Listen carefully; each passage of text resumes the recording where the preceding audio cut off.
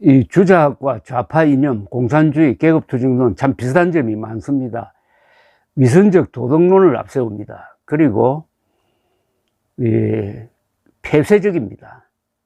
동시에 과학, 기술, 경제, 군대를 무시합니다. 그러면 국력이 약해질 수밖에 없습니다. 지금 민주당이 계속 집권을 하면 대한민국도 조선으로 돌아가는 거죠. 특히 바다를 싫어합니다. 바다를 싫어한다는 말은 외국에 나가는 걸 싫어하고 무역하는 걸 싫어하고 그냥 붙박이처럼 반도에서 마치 내륙적인 생활을 하게 됩니다. 한반도가 주는 천혜의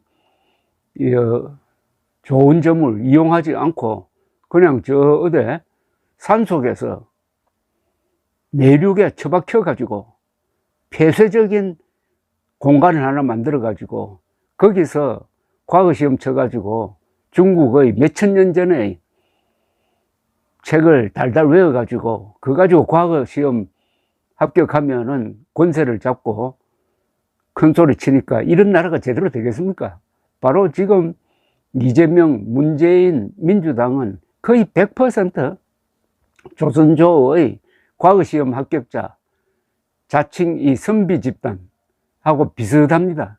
다만 다른 것은 그래도 선비들은 교양이 있었는데 이 민주당 세력은 그런 교양조차 없으니까 위정척사파 중에서도 가장 수준이 낮은 위정척사파라고 볼 수가 있습니다.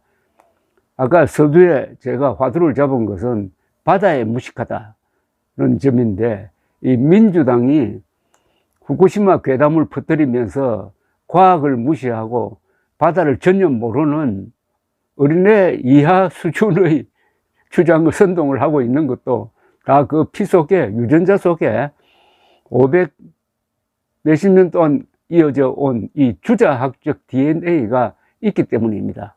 이들이 바로 수구 반동 세력입니다.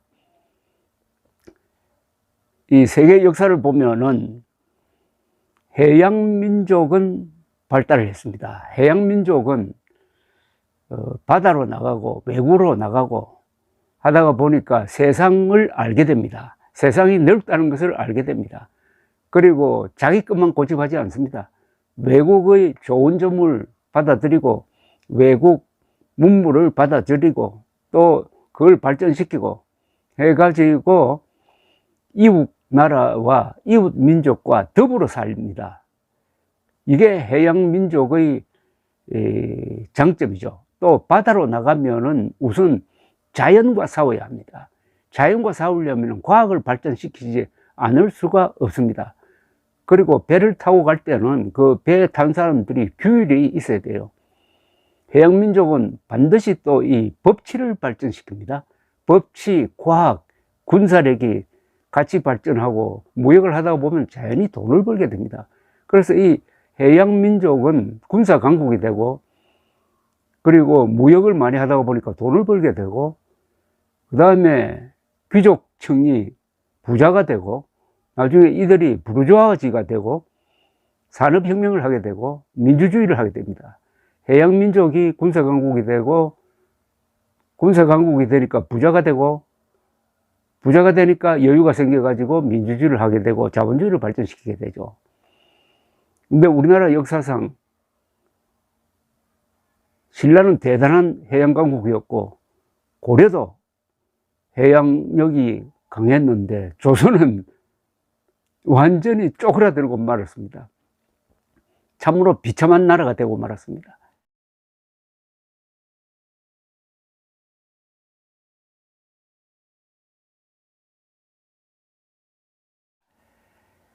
이사벨라 비숍이라는 영국 여성 여행가가 19세기 말에 한국에 와서 쓴 유명한 기행문이 있습니다.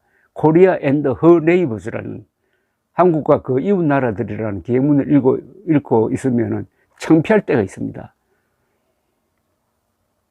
조선조의 선비들이 말을 타는데 말에서 떨어질까 싶어가지고 종 두 사람이 따라오면서 엉덩이를 받쳐준답니다. 아니 어떻게 이렇게 된 겁니까? 신라 때만 해도 삼국시대 때문에 해도 기만민족의 야성이 있어가지고 굉장한 군사력, 해군력을 발전시켰던 그 야성의 한국인이 주자학을 받아들여가지고 나약해지니까 말도 제대로 못하는 그런 지배층이 되고 말았으니까 어떻게 이 제국주의 평정시대 때 나라를 지킬 수가 있었겠습니까? 그 세력과 100% 똑같은 세력이 바로 민주당, 이재명, 문재인 세력입니다. 어떤 점에서 같느냐 하면은 주자학과 공산주의자들은 우선 폐쇄적입니다. 그리고 바다를 멀리합니다. 그리고 군대를 미워합니다. 과학과 법치를 무시합니다. 지금 민주당이 과학과 법치를 무시하는, 과학, 법치, 사실을 무시하는데 앞장서고 있지 않습니까?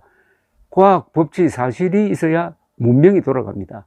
필연적으로 이 주자학자들과 공산주의자들은 문명 파괴 세력이 될 수밖에 없습니다. 그리고 이들의 머릿속에는 국가가 없습니다. 주자학자들과 이 공산주의자들에는 국가가 없습니다. 그들이 주장하는 도덕 또는 민족, 민주가 국가보다 더 위에 있다고 말합니다. 민주란 이름으로 국가를 파괴하고 민족이란 이름으로 국가를 부정합니다. 문재인, 이재명, 민주당의 행태에서 애국심을 들여다본 적이 있습니까? 국가가 소중하다는 것을 보여줍니까? 또 국가를 소중하게 생각하지 않으면 자연히 법치를 우습게 봅니다. 법이라는 것은 국가를 유지하는 공동체의 규칙 아니겠습니까? 법과 국가와 과학과 사실과 뭐 등등 이런 걸 다 무시하면 문명 파괴 세력이 되는 거죠. 그게 극적으로 드러나는 것이 요새 민주당이 후쿠시마 괴담을 퍼뜨려 가지고 국민들을 속이는데 문제는 국민들이 반 이상이 속고 있다는 사실입니다. 이것은 뭐냐? 한국은 1948년 건국 이후 지금까지 75년이 지났는데 이 75년 동안에 15년은 좌파 정권이었습니다. 즉 김대중, 노무현, 문재인은 좌파 정권입니다. 조선조 510여 년도 좌파 정권으로 볼 수 있습니다. 그러면 좌파 정권이 한 533년 동안 계속됐다는 겁니다. 그런데 우파 정권은 75년에서, 대한민국 75년에서 15년을 빼면 60년입니다. 우파 정권 60년에 좌파 정권 533년이니까 뿌리가 좌파의식, 좌파적 사고방식, 명분론적 사고방식, 사대주의적 사고방식, 과학을 무시하는 그런 사고방식, 법을 무시하는 사고방식, 이게 뿌리를 내리고 있다는 겁니다. 그러나 자유민주주의, 시장경제, 이 신종의 문물은 뿌리를 내린 지가, 제대로 내린 지가 60년밖에 안 된다는 거죠. 60년 대 533년의 대결을 하면은 이 자유민주주의 세력이 고생을 하게 되어 있습니다. 이 뿌리가 강하다는 것은 DNA 속에, 사고방식 속에, 습관 속에 그게 잔재가 깊게 남아 있다는 것이죠. 그러니까 한국에서는 바다에서 일하는 사람들이 아직도 멸시를 당하고 있습니다. 왜냐? 이 정권을 잡은 사람이나 언론인들이 바다와 배에 대해서 무식하기 짝이 없습니다. 그렇게 해서 피해를 본 게 해경 아니겠어요? 2014년 세월호가 침몰했을 때 언론과 정치인들이 합세를 해가지고 해경이 잘못했다고 해가지고 해경을 속죄양으로 삼았습니다. 그 대표적인 예가 세월호가 넘어갈 때 해경이 가장 먼저 30분 만에 현장에 도착을 해가지고 172명을 구했습니다. 이건 싹 무시해버리고 왜 정원 구조하지 못했느냐? 왜 배 안에 들어가서 구조하지 못했느냐? 이렇게 따지면서 해경이 잘못했다고 하니까 줏대 없는 박근혜 대통령이 해경 해체를 선언했습니다. 이 지구상에서 해난사고 났다고 해가지고 해경 해체 선언한 유일한 나라가 됐습니다. 해경은 제2의 해군입니다. 해군 해체한 거하고 또 마찬가지죠. 이게 바로 바다에서 일하는 해경이나 해군이나 어민들이나 이런 사람들이 바다와 배를 모르는 육지의 기자들과 정치인들로부터 피해를 당한 예인데 요사이도 똑같이 되풀이되고 있지 않습니까? 후쿠시마 괴담 선동으로 어민들과 수산업자들이 지금 피해를 보고 있지 않습니까? 지금도 바다에서 일하는 사람, 물고기 잡는 사람들이 핍박받는 걸 보면 아직도 조선조입니다. 대한민국은 이런 면에서는 아직도 저 한 16세기, 15세기 조선조입니다. 권력자가 바다와 배를 모르니까 고생한 사람 또 있지 않습니까? 바로 이순신 아닙니까? 이순신. 임진왜란이 났을 때 이순신이 외롭게 버텼습니다. 국가적 지원이 거의 없었습니다. 그러니까 백성들의 협력을 받고 이순신이 고생해서 수군을 유지를 해가지고 부산에 상륙한 왜군이 호남 지방으로 쳐들어가는 것을 막은 것 아닙니까? 곡창지대 호남을 보존한 것 아닙니까? 그런데 1597년 정유재란이 납니다. 일본이 다시 14만 명의 병력을 동원해가지고 부산에 상륙을 하는데 그때 선조가 일본 쪽으로부터 정보를 하나 얻습니다. 갓도 기요마사가 병력을 이끌고 바다를 건너오니까 이순신을 시켜가지고 부산항에 매복해 있다가 쳐라.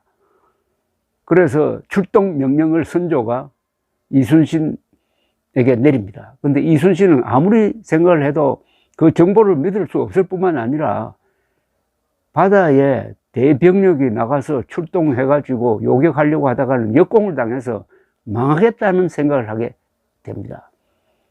그러니까 선조는 저 서울에 앉아가지고 바다도 모르고 배가 어떻게 움직이는지도 모르고 또 정보도 부실한데 출동하라 한 겁니다. 그 말을 따랐으면은 아마 한국 수군은 전멸했을 겁니다. 한번 생각해 보십시오. 한산도에 있던 수군이 부산항으로 출동을 하려면은 낙동강 하구에서 바다로 들어가는 물살을 지나야 합니다. 지금도 거제도나 이런 데서 부산항으로 갈 때 그 낙동강 하구를 지나가면은 아주 큰 배도 파도에 올라갔다 내려갔다 합니다. 멀미도 납니다. 강물이 바다로 들어가서 생기는 그 파도를 넘어야 합니다. 그러나 그때 노를 저어 가야 됩니다. 노를 저어 간다고 하더라도 바다에서 어떻게 요격을 합니까? 바다에 숨을 데가 있습니까? 요격을 하라고 하니까 선조는 앉아가지고 어디 저 산 뒤에 숨을 데가 있다고 생각하는데 숨을 데가 없어요. 바다에서 어떻게 요격을 합니까? 또 언제 확실하게 왜군이 온다는 그 날짜도 특정되지 않았습니다. 그래서 출동 명령을 거부했더니 항명한다고 해가지고 잡아가서 고문하고 계급장 다 떼고 한 것 아닙니까? 나중에 정탁이란 분이 목숨을 걸고 건의를 해가지고 결국 석방되고 백의종군을 하다가 나중에 원균이 죽고 난 다음에 다시 복귀해가지고 명량해전에서 싸우는 그 스토리. 이것도 바다를 모르는, 배를 모르는 육지의 권력자 때문에 이순신이 고생한 겁니다. 자, 그런데 대한민국이 있었습니다. 이제 대한민국이 있으니까 주자학적 이런 질서에서 벗어나 자유민주적, 시장경제적, 그리고 자유무역의 해양문화권으로 우리가 편입되게 되었습니다. 한반도는 38선에 의해서 분단되었는데 남한은 섬이 되고 말았습니다. 삼면이 바다인데다가 38선이 있으니까 사실상 섬이 된 거죠. 먹고 살기 위해서 바다로 나가고 해외로 나가고 무역을 하게 되고 수출 입국 정책을 펴게 되고 조선업을 발전시키고 배를 타게 되고 하면서 어느덧 해양 강국이 되어 있는데, 유독 수구 반동 세력인 이재명, 문재인 민주당 세력은 후쿠시마 처리수 선동을 통해서 지금도 어민들을 죽이고 수산업자를 괴롭히고 있습니다. 이자들이야말로 조선을 망국으로 몰고 갔던 그 배운 무식자들, 세상 돌아가는 것도 모르고 경제도 모르고 군사도 모르고 과학도 모르고 기술도 모르는 이 배운 무식자들의 후예들인 것입니다. 대한민국이 발전하는 과정에서 잃어버렸던 4개의 정신을 우리가 되찾았습니다. 첫째는 자주정신, 사대주의를 버리고 자주정신, 그리고 문약한 나라가 조선조의 문약성을 버리고 자주국방 의식, 즉 상무정신을 갖게 되었습니다. 그리고 무엇보다도 해양정신을 다시 찾게 되었습니다. 그리고 기업가 정신입니다. 지난 75년 동안 대한민국은 해양정신, 기업가 정신, 상부정신, 그리고 자주정신을 되찾아서 이렇게 발전해 왔습니다. 그러나 여기서 탈락한 세대가 있죠. 탈락한 세력이 있죠. 그게 바로 주사파, 좌익운동권, 그들이 뭉쳐있는 민주당, 그 민주당을 이끌고 있는 이재명, 문재인, 이런 자들은 수구 반동 세력입니다. 바다를 모르는 수구 반동 세력. 문무대왕이라는 분이 장명을 잘 했습니다. 해맹 세력입니다. 바다에 눈먼 자들, 해맹 세력, 해맹 세력이 지금 MBC나 KBS나 선동 기관들의 도움을 받아가지고 후쿠시마 괴담을 퍼뜨리고 있는데 국민들이 속고 있습니다. 이거 광우병 선동에 속았다가 사드 선동에 속았다가 또 후쿠시마 선동에 속으면 이거 3번 속는 것 아닙니까? 맨 처음 속을 때는 속인 사람이 나쁘다고 그럽니다. 그러나 2번째 속으면은 속인 사람과 속은 사람이 다 같이 나쁘다고 그럽니다. 3번째 속으면은 속인 사람보다 속는 사람이 더 나쁩니다. 속는 사람들 더 나쁩니다, 지금. 감사합니다.